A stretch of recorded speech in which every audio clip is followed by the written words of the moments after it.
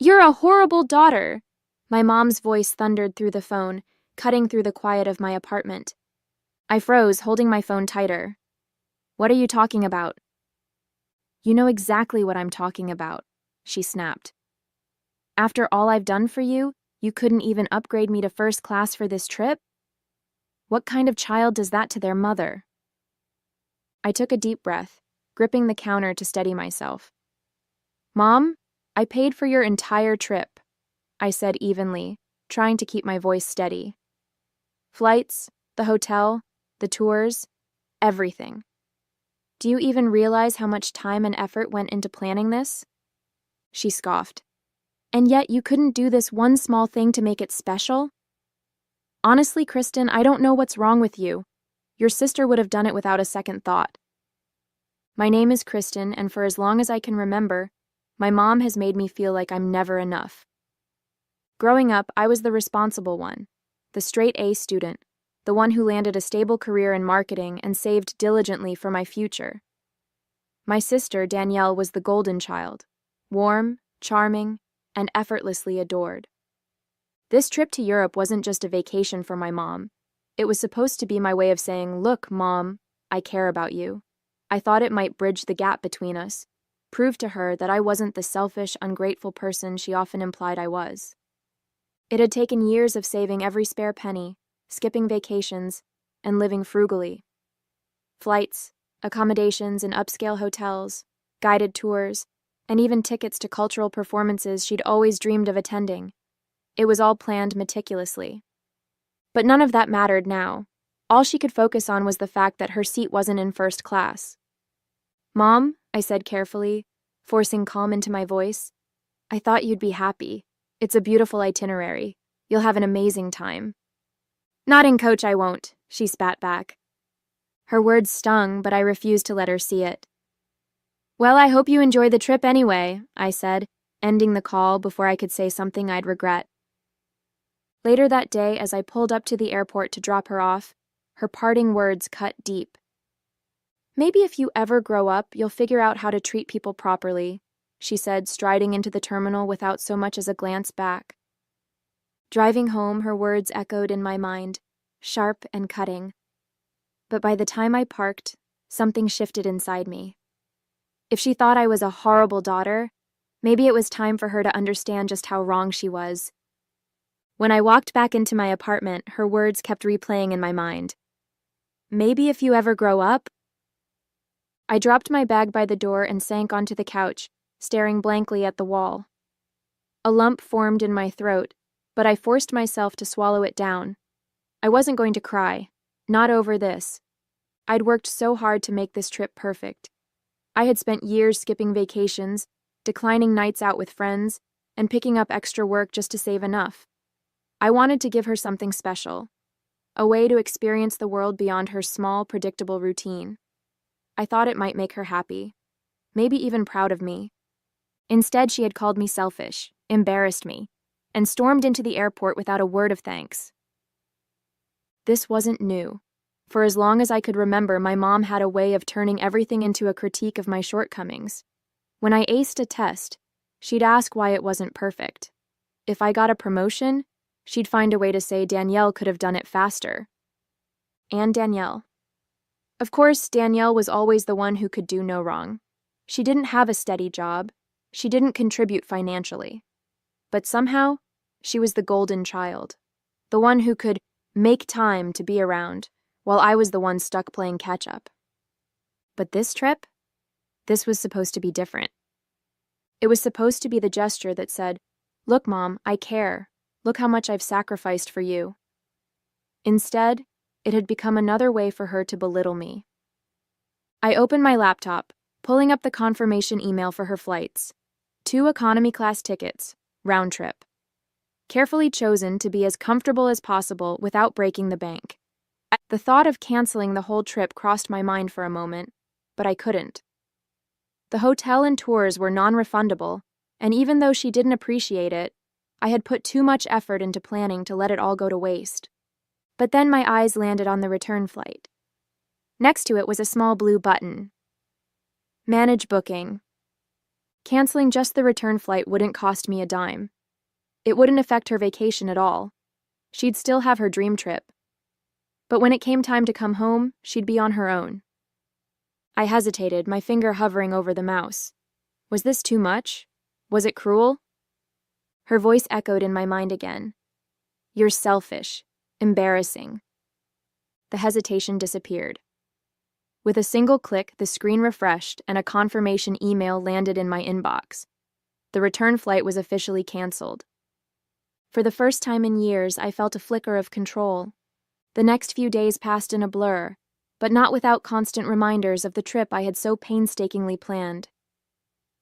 My mom didn't call me after she landed. I wasn't surprised.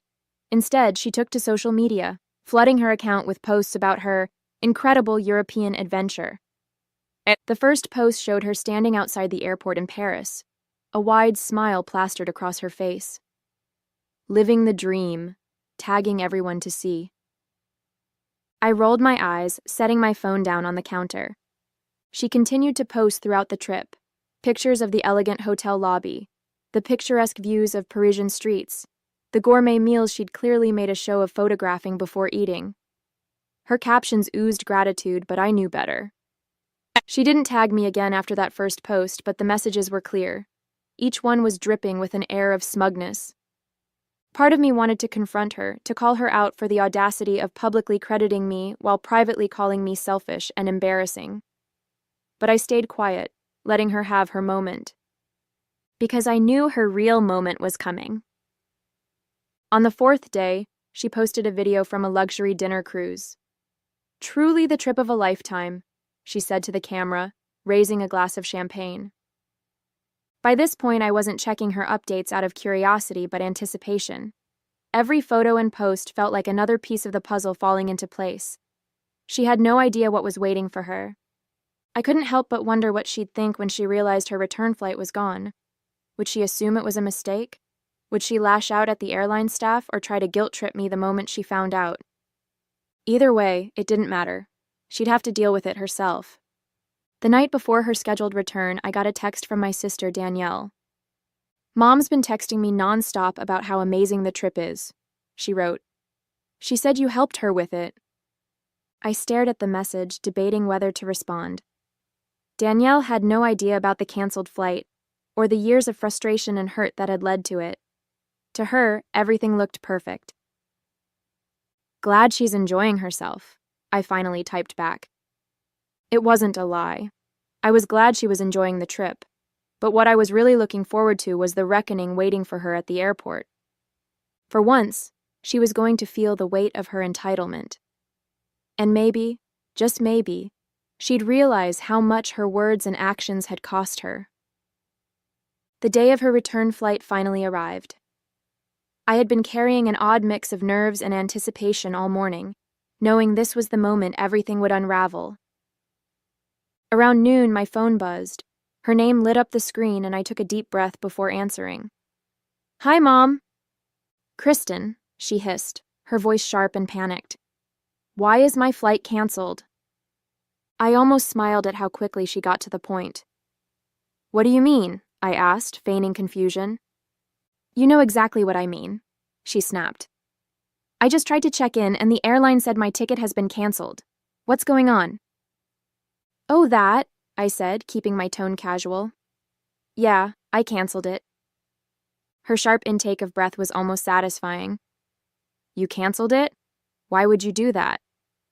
Because, Mom, I began, keeping my voice calm and measured. I wanted you to understand what it feels like to be left hanging. After all, you were pretty clear about how you feel about me as a daughter. What are you talking about? She demanded, though her voice had softened slightly. You called me a horrible daughter, I reminded her.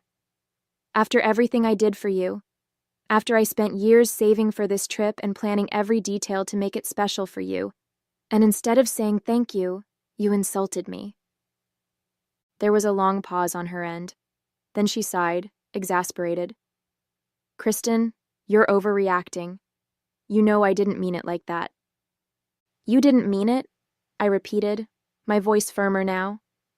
You said it. And you've said things like that my entire life. I've always bent over backward to make you happy, and all you ever do is criticize me.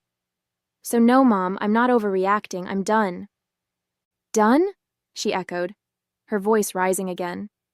What does that even mean? You're just going to leave me stranded here? You're not stranded, I said matter-of-factly. You have options. You can book another flight. Or maybe Danielle can help you. Either way, this isn't my problem anymore. Her tone shifted quickly from anger to desperation. Kristen, please, I don't have the money for another ticket. I can't believe you do this to me. I'm your mother. I let her words hang in the air for a moment before responding. Figure it out, Mom. You've always told me to grow up and take responsibility for myself. Now it's your turn. Before she could say anything else, I ended the call and set the phone down. My heart was pounding, but there was a quiet satisfaction brewing underneath the nerves. I wasn't bending to her will anymore. The phone calls and messages started pouring in not long after our conversation ended. Kristen, you can't just leave me here like this, one voicemail screamed. Do you know how humiliating this is? I'm at the airport trying to explain to the staff why my flight doesn't exist, and they're looking at me like I'm crazy. Another one whined. The texts weren't much better. How could you do this to me? What would people think if they knew you abandoned your own mother in Europe? I stared at my phone, unmoved. Each message felt like a desperate attempt to regain control, but they didn't carry the same weight they once did. By the afternoon, her tone shifted. The calls were less frequent, and the texts took on a pleading edge. Kristen, I'm sorry for what I said. I didn't mean it. Please, just help me get home. Do you want me to beg? Fine, I'm begging. I can't afford a new ticket and I don't know what to do.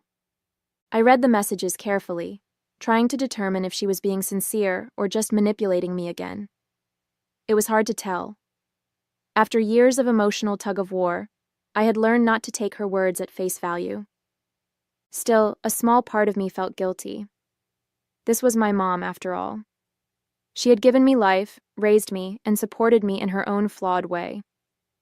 Did she deserve this? But then I remembered her parting words at the airport. Maybe if you ever grow up, you'll figure out how to treat people properly. The guilt faded. By evening, the desperation in her messages reached its peak. Kristen, I'm sleeping on a bench at the airport. I have no way to get home and I can't stay here. Please, I'm begging you. For a brief moment, I almost picked up the phone, but then I reminded myself why I had done this. This wasn't just about the trip or the canceled flight. It was about the years of dismissal, the constant criticism, the way she made me feel small no matter how much I gave. If I let her off the hook now, nothing would change. Instead, I texted Danielle. Mom's having trouble getting home. If you want to help her, feel free. I'm done. Danielle called me immediately, sounding half annoyed, half concerned. Kristen, what's going on? Mom says you canceled her ticket? I did, I replied calmly. She called me a horrible daughter and treated me like garbage after I paid for this whole trip. I'm done bending over backward for her, Danielle. She can figure this out herself. Danielle sighed. I get it, but don't you think this is a bit much?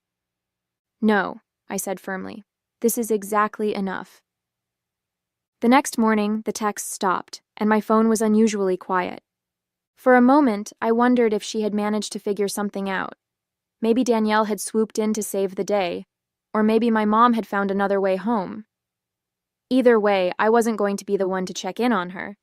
But then, just before lunch, my phone buzzed again. Kristen, she wrote, I don't know what else to say. I know I've hurt you and I know I've been unfair. I just want to come home. Please. It was the most genuine message I had received from her in years. I sat there staring at the screen, torn between relief and skepticism. Was this an actual apology? Or was it just another tactic to manipulate me? After all, she had said similar things before, only to fall back into old habits once the situation passed. But then I thought about the years of frustration I had carried, the endless attempts to prove myself to someone who never seemed to care. This wasn't just about the canceled ticket. It was about showing her that I wasn't going to let her walk all over me anymore.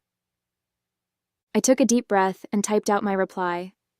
Mom, I'll book you a flight home, but this is the last time I'm doing something like this for you. If you can't start treating me with respect, don't expect me to keep bending over backward for you. Her response came quickly.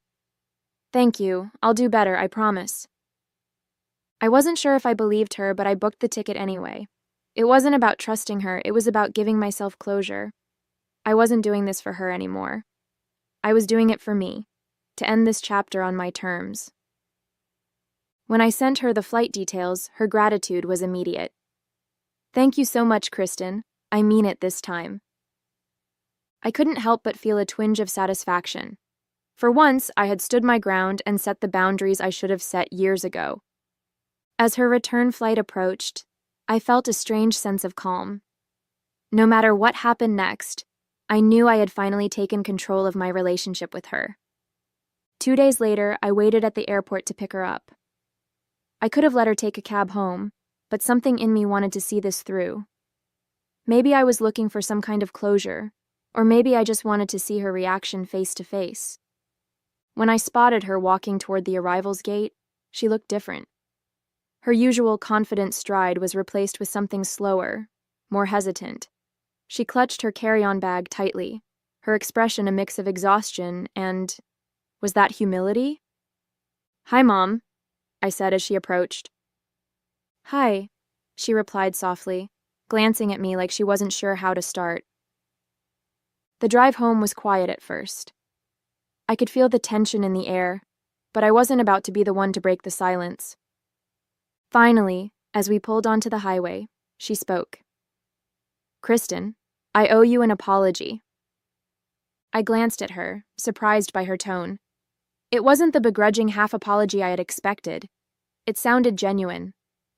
For what? I asked, keeping my voice neutral. For the way I treated you, she admitted. You didn't deserve that. You've always worked so hard to take care of me, and I never appreciated it the way I should have. I'm sorry. Her words caught me off guard. I had dreamed of hearing something like this for years, but now that it was happening, I wasn't sure how to feel. Thank you, I said after a pause. I appreciate you saying that. I mean it, she continued. This trip made me realize how much you've done for me over the years. When I was stuck at that airport, I started thinking about all the times you've bailed me out, even when I didn't deserve it. And then I realized you were right to cancel that ticket. I needed to see what it was like to fend for myself. I wasn't sure what to say. Part of me wanted to believe her, but another part of me worried this was just a temporary change, a momentary blip before she returned to her old ways. I'm glad you see that now, I said finally. She nodded, looking out the window. I know I can't undo the past, but I want to try to be better. For you. When we got to her house, she hesitated before getting out of the car. Kristen, thank you for everything. For the trip, for the flight home, and for putting up with me all these years. I know I haven't made it easy. I nodded. You're welcome, Mom. But from now on, things have to be different. I'm not going to keep letting you treat me the way you have in the past. If you want to be in my life, it has to be on equal terms. She gave me a small smile. Fair enough. As I drove away, I felt a weight lift off my shoulders. I felt like I had taken control of my relationship with her, not out of spite, but out of self-respect. Maybe she would change, and maybe she wouldn't. But either way, I knew I had finally set the boundaries I needed to protect myself. And for now, that was enough. The days after her return felt oddly quiet. For years, my relationship with my mom had been a constant source of stress, a series of battles where I always ended up feeling defeated. But now, there was a sense of finality, like I had finally closed a door I should have shut long ago. Still, I couldn't shake the mix of emotions swirling inside me. On one hand, I felt relief, even pride, for standing up for myself. On the other hand, I wasn't entirely sure what came next. Would my mom really change? Or would this just be another cycle, where she made temporary promises only to slip back into old habits? She called me a week later. Hi, Kristen, she said hesitantly, her voice unusually soft. How are you? I'm fine, I replied, unsure of where this was going. I just wanted to check in, she said. I've been thinking a lot about our conversation, about what you said in the car. I didn't say anything, letting her fill the silence. I know I've taken you for granted, she continued, and I know it's going to take time to fix things between us. But I want you to know that I'm serious about trying. Her words sounded genuine, but I had learned to temper my expectations. I hope so, Mom, I said, because I meant what I said. I'm not going to keep bending over backward for someone who doesn't appreciate me. I understand, she said quietly. The next few months were a strange adjustment. My mom didn't call as often, and when she did, our conversations were more measured, even pleasant. There were no more passive-aggressive comments or guilt-laden requests. It wasn't perfect. There were moments when I caught glimpses of her old behavior, a snide remark here, a pointed comment there. But each time I held my ground, calmly reminding her of the boundaries I had set. To my surprise, she started catching herself. Sorry, she'd say, almost embarrassed. I didn't mean that. It was a small change, but it felt significant. Meanwhile, I began to focus more on myself. For years, so much of my energy had gone into trying to win her approval, to prove that I was enough. But now I realized I didn't need her validation. I started taking better care of myself, both physically and emotionally. I reconnected with friends I had neglected, pursued hobbies I'd always put off, and even started planning a vacation for myself. A real vacation, not one that revolved around pleasing someone else. I also spent more time with my sister, Danielle. She had always been close to my mom, but now she seemed to understand my side of things better. I think you did the right thing, she told me one evening over dinner. Mom needed that wake-up call, and honestly, I think it's made her a better person. The next time my mom called, it wasn't to ask for anything. I just wanted to say thank you, she said, for everything you've done for me. I know I haven't said it enough. Her words caught me off guard, but they felt different this time, less performative, more heartfelt. You're welcome, Mom, I said, smiling. Our conversation ended without tension or resentment. It wasn't a perfect relationship, and I knew it never would be, but it was a start. I felt like we were moving forward, not because I had bent to her will, but because I had finally learned to stand up for myself. The weeks after my mom's return marked a turning point, not just in our relationship, but in how I saw myself. For so long, I had tied my worth to her approval, bending over backward to please her, hoping that one day she'd see how much I cared. But now I realized something important. I didn't need her validation to feel whole. Setting boundaries wasn't just about protecting myself from her, it was about reclaiming my sense of self-worth. Our relationship wasn't perfect, but it was different. My mom was trying, in her own way. The sharp edges of her personality were still there, but they didn't cut as deep. She thought twice before making a comment, catching herself more often than not. And I was stronger. When she made a snide remark about my new haircut during one of our weekly calls, I didn't let it slide. I like it, I told her calmly, and that's what matters. She paused, then let out a small laugh. I guess it does. It wasn't much, but it was progress.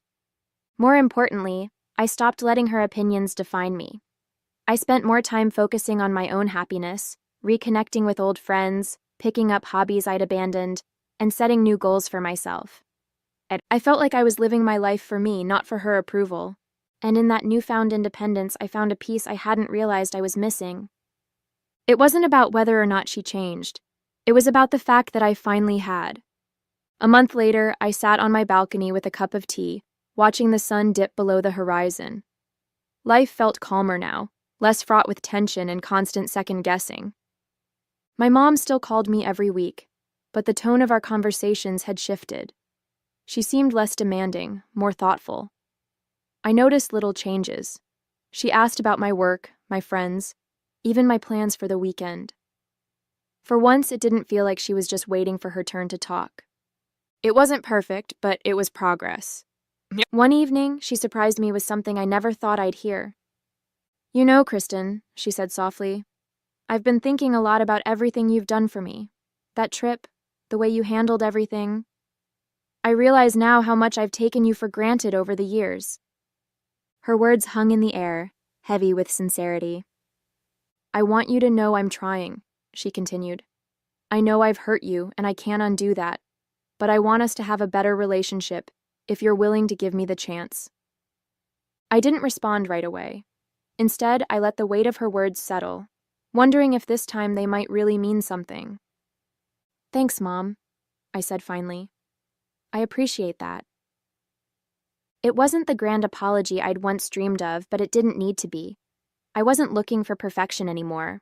I was looking for effort. As I hung up the phone, I realized that while she might never change completely, I had. And that was enough. I didn't need her approval to feel worthy anymore. I had found it in myself.